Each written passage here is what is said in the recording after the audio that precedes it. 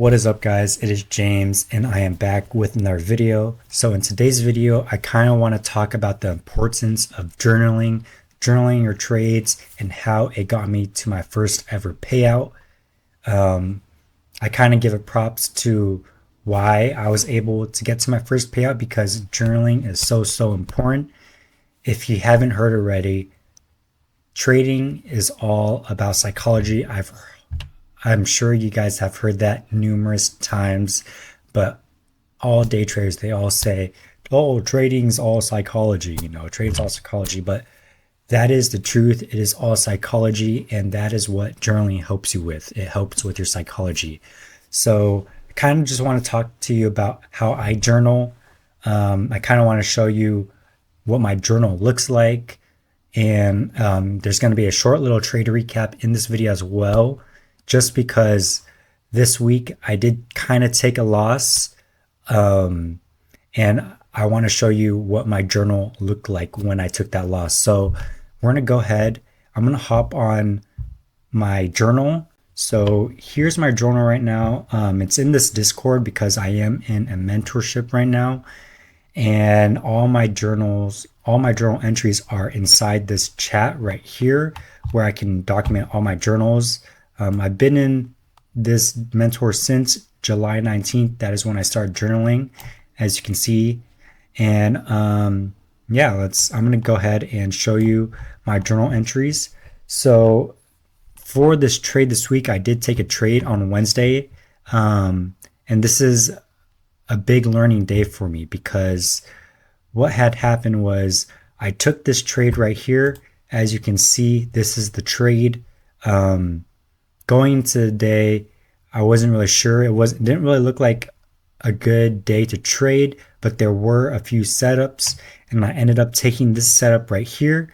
And I actually took the setup because there was a trade a couple weeks ago, I believe, and I actually journaled it. There was a trade that looked very similar to this, and I missed out on it. And if you take a look, let me see if I can find it real quick. All these journal entries, journal every single day, even if there's no trade, journal. So is it this one right here? Yeah, here it is. So as you can see, 918, I said missed out on 2 A+ entries because of hesitation. This was the best price action of the last 2 weeks, and I took a screenshot. As you can see, this is the trade right here that I'm talking about that looked very similar to the trade on Wednesday that I took. And confluences was that there was an SMT with ES, which NQ did not take out the London or Asia lows. And then they started reversing, good volume, retrace, and then displacement out of that retracement, take an entry right here. But as you can see, this was a missed entry that I did. I did not enter this trade, but this trade was a very good. It was an A+ trade targeting this data high right up here. And yeah, I missed out on that. So I wrote down why I missed out on my trade. All trades, I journal my losses, I journal my wins, I journal trades that I missed out on and why I missed out. Why was the reasoning? Did I hesitate? What was the reasoning? So if you read this journal right here, I wrote, why did I hesitate on taking the trades? For the first trade, I hesitated because overall I was looking for longs. We had draws lower. So as you can see, draws lower, London lows, Asia low. And let's see what else I wrote. Asia lows and NQ could follow and stay at the range low. For the second trade, which was a trade that looked very similar to the Wednesday trade, I said, for a second trade, I didn't like the big displacement candle down for the retrace, but if the overall narrative is showing longs, the bullish candle should be enough confirmation that will at least hit break even. So I guess what got me to hesitate was this big displacement candle down right here. I didn't like this right here, and that caused me to hesitate to not enter after these 2 candles. But after these 2 candles, I should be confident that at least this internal high would get hit, and that's where I would go break even.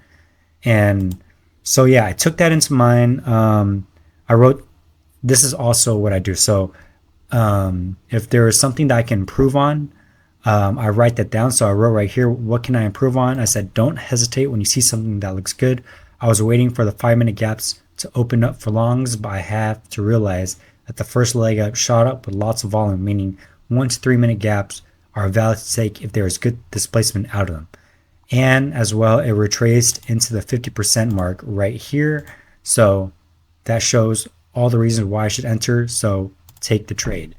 And if you go back to Wednesday's journal entry, this trade was very, very similar to that trade. So for this trade, as you can see, NQ, there was an SMT. I didn't show ES, but NQ made an SMT where they took out this low, ES didn't, and then we started getting displacement up. So as you can see, this is the 1 minute chart right here. We started getting good displacement up, and we got a retrace, and then we got a good displacement candle, 1 minute displacement candle, as you can see right here.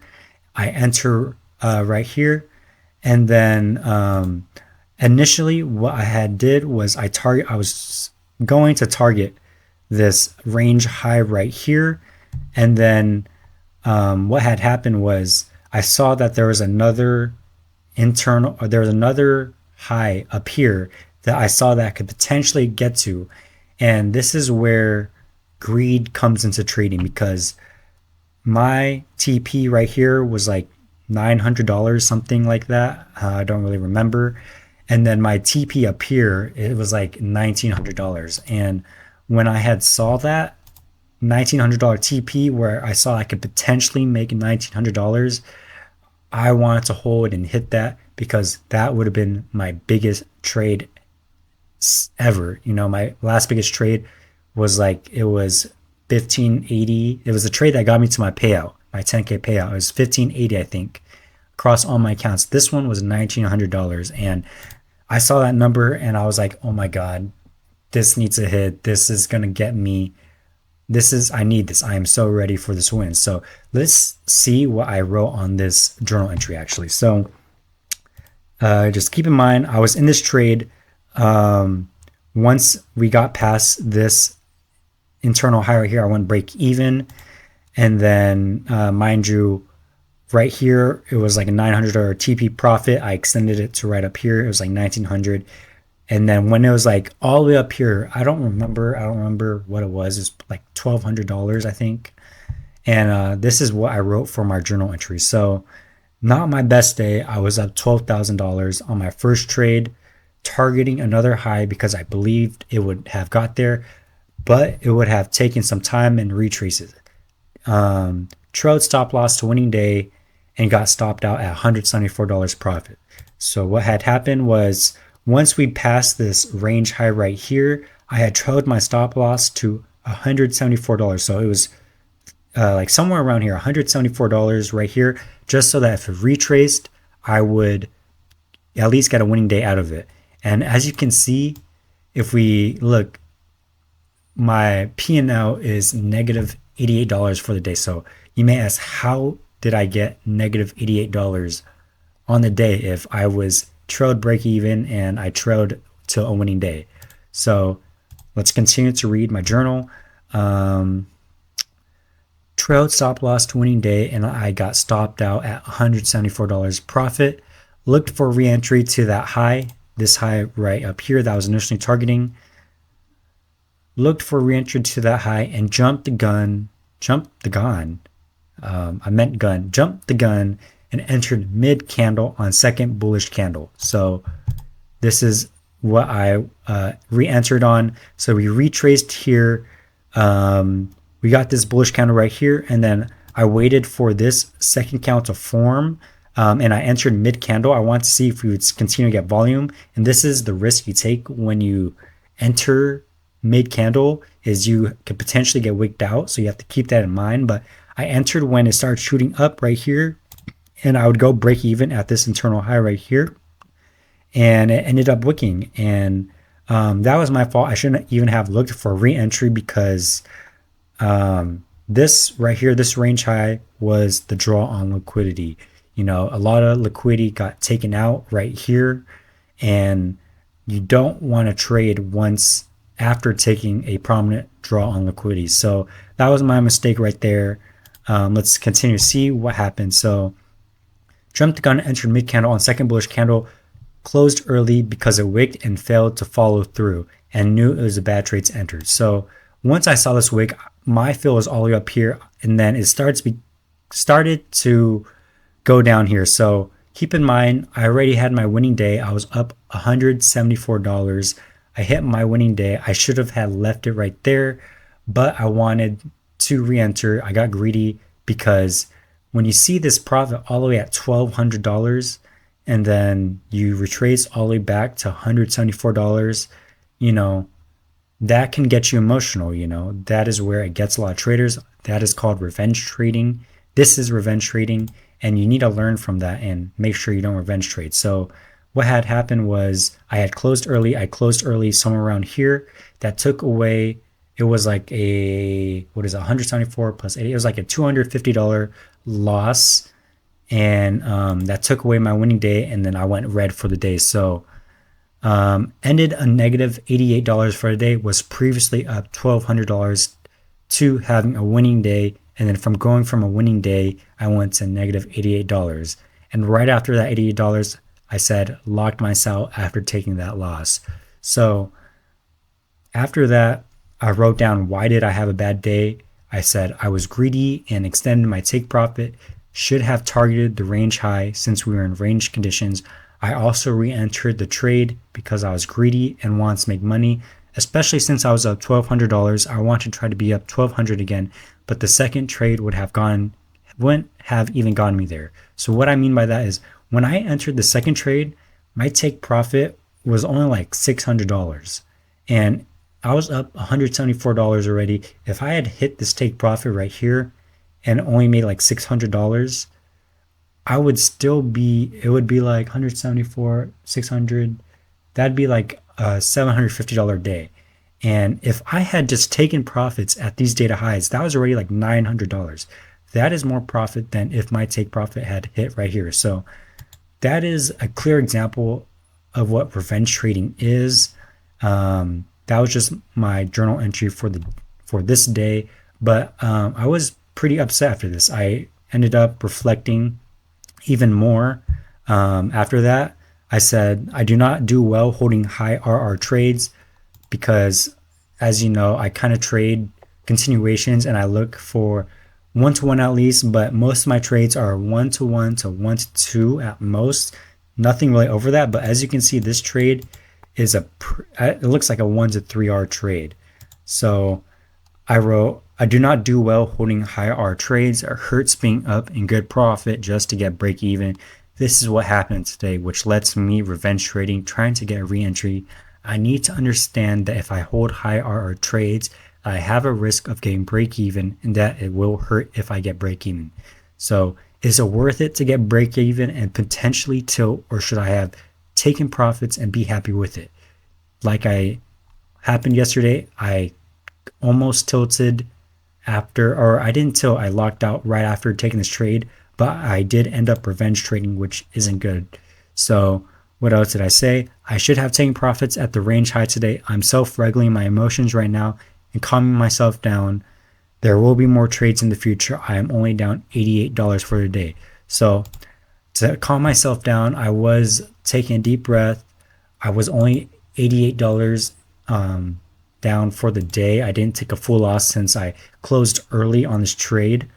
And down $88 isn't a big hit. So after that, I said the goal is just not to tilt and blow my accounts. I am fortunate I didn't take a full loss from that revenge trade and closed early. So that was, this is sort of like a trade recap, but I kind of want to show you the importance of journaling because you can learn from your journaling, the mistakes you take. That is the main thing you want to take away from your journal. You want to go back and read your journal. And when you're journaling, it kind of reinforces, when you're typing it all out, it reinforces it into your brain. Like I said earlier, this trade was a trade that I would have missed out earlier, like a month ago. I showed you a similar trade that I had missed out on, why I hesitated. But for this trade on Wednesday, I did not hesitate because all the confluence were there. Bullish price action, good displacement candle up, good break even point, draws on liquidity higher, take the trade. So, and that's exactly what I did. Took the trade, was up $1,200. Could have ended off the day in profit if I had taken profits at the range high, but I didn't.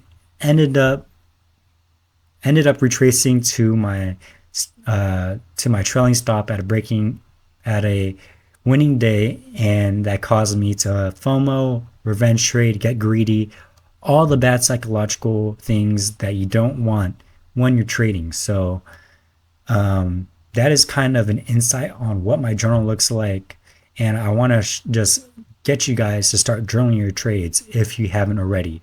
I've been doing this. I started doing this every day since July when I joined this Discord. I was doing it before I joined this mentorship, but I wasn't really taking it seriously. I was kind of just taking screenshots of trades I took if I took a trade, and trades on days where I didn't trade, I wouldn't journal anything.